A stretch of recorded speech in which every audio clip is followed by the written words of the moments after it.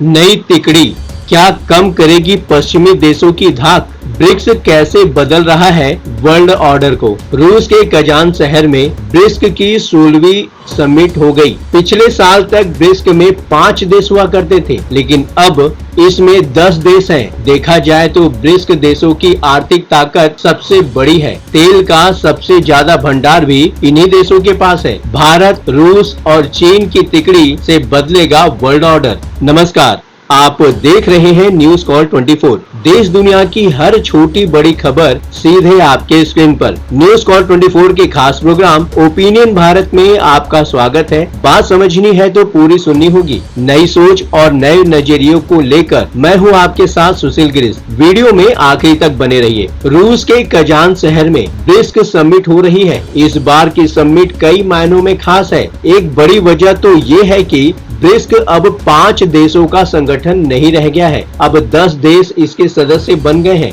दूसरी वजह ये है कि इस समिट में प्रधानमंत्री नरेंद्र मोदी की रूसी राष्ट्रपति व्लादिमीर पुतिन और चीनी राष्ट्रपति शी जिनपिंग से द्विपक्षीय बातचीत भी की। कुछ सालों में ब्रिक्स दुनिया के सबसे ताकतवर संगठन के रूप में उभरा है। दिलचस्प बात यह है कि चीन 3 दर्जन से ज्यादा देश ऐसे हैं जो ब्रिक्स में शामिल होना चाहते हैं, और वे देश हैं जो अब तक न तो अमेरिका और न ही पश्चिमी देशों के साथ थे और न ही रूस चीन के साथ। लेकिन अब दुनिया के कई देश अमेरिका और पश्चिमी देशों की बजाय ब्रिक्स के साथ आना चाहते हैं। वो इसलिए भी क्योंकि ये देश ब्रिक्स को पश्चिमी देशों के प्रभुत्व वाले वैश्विक संगठनों के विकल्प के रूप में देखते हैं। अमेरिका का विरोध भी कई देशों को ब्रिक्स के करीब आने पर मजबूर करता है। लेकिन बड़ा सवाल ये खड़ा होता है कि क्या ब्रिक्स से एक नया वर्ल्ड ऑर्डर तैयार हो रहा है? इसे रूस के विदेश मंत्री सर्गेई लावरोव के बयान से भी समझा जा सकता है। ब्रिक्स समिट से एक दिन पहले लावरोव ने कहा था कि 1990 के दशक में भारत, रूस और चीन की तिकड़ी में नियमित बैठकें शुरू हुई थी। बाद में इसी तिकड़ी से ब्रिक्स बना। उन्होंने ये भी कहा कि दुनिया की ताकत एशिया की तरफ शिफ्ट हो रही है। ब्रिक्स और ब्रिक्स प्लस। साल 2006 में ब्रिक देशों की पहली बैठक हुई। ब्रिक में ब्राजील, रूस, भारत और चीन थे। 2009 में ब्रिक देशों की पहली शिखर स्तर की बैठक हुई। 2010 में इस संगठन में साउथ अफ्रीका भी शामिल हो गया और संगठन का नाम ब्रिक्स से ब्रिक्स हो गया। पिछले साल ही ब्रिक्स में 5 नए देशों की एंट्री हुई है। ये देश हैं सऊदी अरब, संयुक्त अरब अमीरात यानी कि UAE, ईरान, मिस्र और इथियोपिया। इसके आने के बाद से ये ब्रिक्स प्लस के नाम से जाना जाता है। अब दुनिया के कई देश ब्रिक्स से जुड़ना चाहते हैं। पिछले साल जिन नए देशों की इसमें एंट्री हुई है उसके पीछे चीनी राष्ट्रपति शी जिनपिंग का दिमाग माना जाता है। शी जिनपिंग को उम्मीद है कि ब्रिक्स जितना बढ़ेगा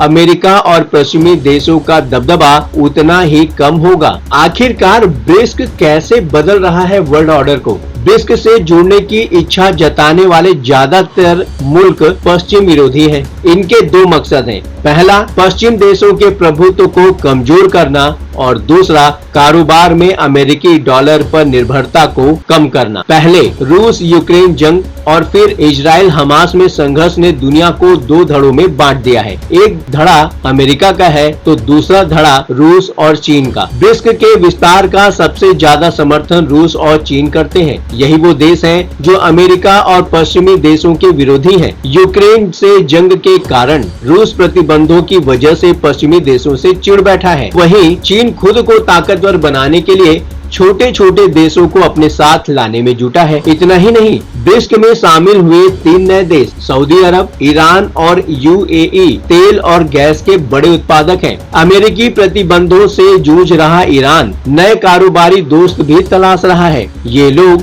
अमेरिका और पश्चिमी देशों पर अपनी निर्भरता कम से कम करना चाहते हैं। अब इसे ये समझना है कि अमेरिका को कैसे मिलेगी चुनौती। ब्रिक्स के 5 संस्थापक सदस्यों की सोच कभी एक नहीं रही। रूस और चीन ने खुद को अमेरिका और पश्चिमी देशों का विरोधी बनाकर रखा, तो चीन के विरोध में भारत की करीबियां अमेरिका से बढ़ती रही। ब्राजील और साउथ अफ्रीका भी खुद को अमेरिका के ज्यादा करीब रखते हैं। हालांकि अब ब्रिक्स के सदस्यों की संख्या बढ़ने से इसमें ज्यादातर अमेरिका विरोधी हो गए हैं। अमेरिका के और भी विरोधी ब्रिक्स से जुड़ना चाहते हैं। रूस और चीन इसलिए भी ब्रिक्स का विस्तार करना चाहते हैं ताकि अमेरिकी प्रतिबंधों का जवाब दिया जा सके। सऊदी अरब, ईरान और यूएई के आने से ब्रिक्स की ताकत पहले से कहीं ज्यादा बढ़ी है। अगर भविष्य में अमेरिका ब्रिक्स के किसी देश पर प्रतिबंध लगाता है तो सदस्य देशों से कारोबार करने में मुश्किलें नहीं आएंगी।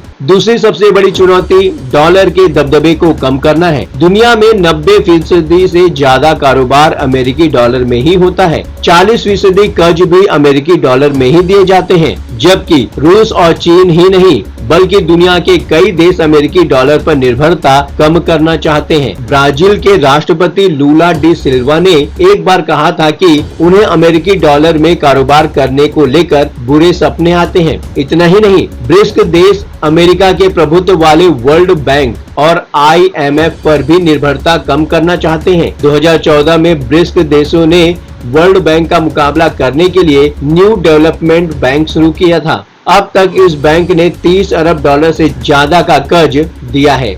ब्रिक्स देशों का मानना है कि अगर डॉलर पर निर्भरता कम करनी है तो हमें अपनी करेंसी पर कारोबार करना होगा। रूस और चीन ने कई देशों के साथ इसे लेकर डील भी की है। दुनिया के कई देशों के साथ चीन अपनी करेंसी युआन में कारोबार करता है। जहां ब्रिक्स की बात हो रही है वहां पर हम G7 को कैसे भूल सकते हैं। क्या G7 का मुकाबला कर पाएगा ब्रिक्स? अब ब्रिक्स में कुल 10 देश हैं।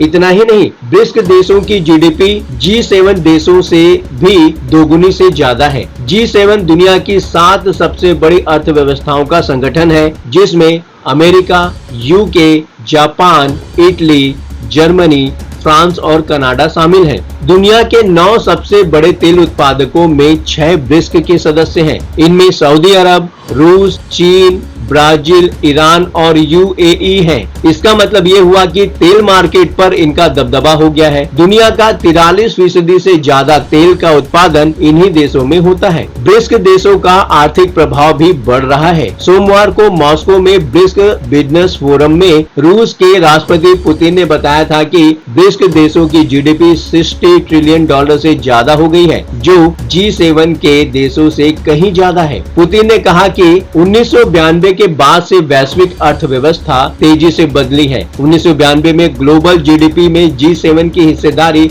45.5% थी, जबकि ब्रिक्स के देशों का हिस्सा 16.7% था। लेकिन 2023 तक G7 की हिस्सेदारी 29.3% और ब्रिक्स के सदस्यों की हिस्सेदारी 37.4% हो गई है। उन्होंने ये भी कहा कि ग्लोबल GDP ग्रोथ में ब्रिक्स देश 40% का योगदान देते हैं। ब्रिक्स देशों की ग्रोथ रेट इस साल 4% रहने का अनुमान है। इसके अलावा ग्लोबल ट्रेड में 25% एक्सपोर्ट्स ब्रिक्स देशों से ही होता है। अगर ब्रिक्स में ज्यादा से ज्यादा देश जुड़ते हैं तो उनके बीच अपनी करेंसी में कारोबार करने पर सहमति बन सकती है। ऐसा होता है तो सीधे सीधे अमेरिका की करेंसी डॉलर कमजोर हो जाएगी। ऐसा चीन और रूस ही नहीं कई देश चाहते हैं। तो आप लोगों को क्या लगता है कि आने वाले समय में ब्रिक्स वर्ल्ड ऑर्डर को बदल देगा? बातों ही बातों में मुद्दे की बात हो जाती है। ये प्लेटफॉर्म है जनता का, आपका, आपकी आवाज उठाने का। अब आपकी बात नहीं रहेगी अनसुनी। आपकी सलाह,